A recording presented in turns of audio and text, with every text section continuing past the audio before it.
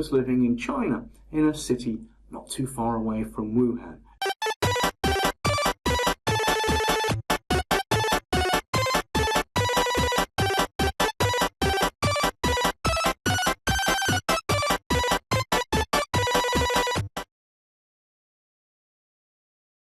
So, ladies and gentlemen, I think it's time to ramp this game up a little further and give you another quite beefy challenge to do.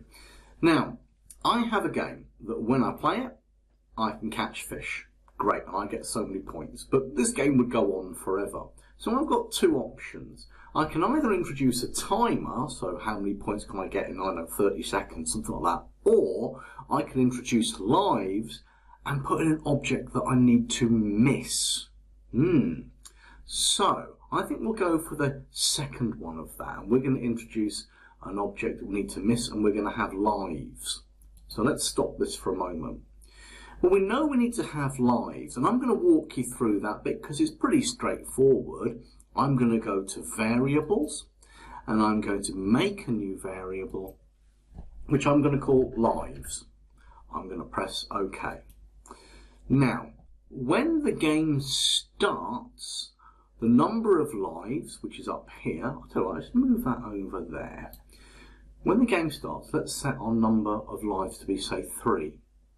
Now, don't all shout out at once, but can you remember where we set the score to be 0 when the game starts? Was it on the shark? Was it on the fish? Was it on fish 2? You're correct, it was none of those.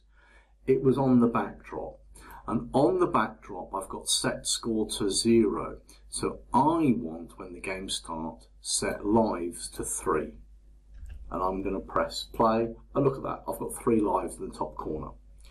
Now my lives are never going to change because there's nothing in my program or my code on either the fish or the sharks to make the lives go down, and in fact what I really want is to introduce another object. Maybe we'll have something drop from the top of the screen, and if you touch it, you lose one of your lives. That would work. Now, what we need is a new graphic. An object that we don't want to touch that will kill you if you're a shark. Let's have a look. Choose a sprite. A bat. Coronavirus. It's now November, October. No, it's October still there. October 2020. Coronavirus.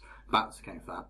Interestingly enough, true story, I was possibly the first person in Britain to get coronavirus on December the 22nd, 2019. Now, if you're in the UK, you're probably thinking it wasn't in. Coronavirus wasn't in the UK in 2019. Yeah, but I was living in China, in a city not too far away from Wuhan. I won't bore you with the story, but true story. My wife, very ill. Anyway, I happened to notice, oh look, we could use a crab.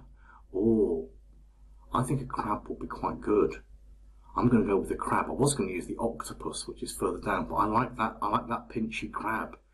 Because I'm thinking that what we could do is we could use the same technique for making the crab doing the pinching that we did with the shark doing the switching of costumes. That would be cool because the crab has up here 2 costumes, that one and that one. That would work really rather well. So we could use the same, or we could use, go back to the code here, we can use that same routine there for the crab. Instead of the crab coming from the, dropping from the top, maybe the crabs will pop up from the bottom and they'll swim up or something like that. So they'll come up from the bottom of the screen and they'll go up in a straight line. But actually, you know how to do all of that. Because at the end of the day, all it is make some code so the crab does the pinchy pinchy, and then it's exactly the same routine as the fish. I don't think we'll have 3 crabs, so maybe here we'd have, when the green flag is clicked, I would show, set my size to, I don't know, 30%, go to, you work out what that's going to be. This time we're going to be changing the X values as random, but the Y values would stay the same when it starts. So it's just a question of flipping those around, and then forever change Y by, this time, pointing direction upwards. Maybe I should point in direction upwards first before I move. And then if the X position is less than 1, well, this time, if Mr. Krabby gets to the top, it'll be the Y position being greater than. So it's exactly the same code, except for this one. If I'm touching the shark, go back to my starting position and change the lives by -1. So you'll know if you've got a working game. Your task right now is to get me a crab that appears at the bottom of the screen. He's doing pinchy mode and he floats up through the water, and if Mr. Shark touches him, he goes back to the bottom and we knock one off the lives.